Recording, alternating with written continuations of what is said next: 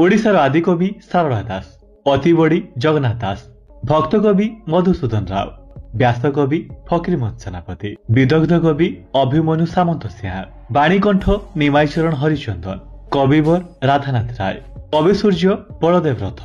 कांत कवि लक्ष्मीकांत महापात्र, कविचंद्र कालीचरण पट्टनायक, छंद कवि राधामोहन गणनायक, कवि मंजुल कृष्ण प्रसाद बसु, जातीय कवि वीरकिशोर दास, कविशेखर चिंतामणि महांती, किशोर कवि श्याम सुंदर दास, गणकवि वैष्णव पाणी, प्रकृति कवि गंगाधर मेहर, प्रेम कवि मायाधर मानसिंह, पल्ली कवि नंदकिशोर बड़,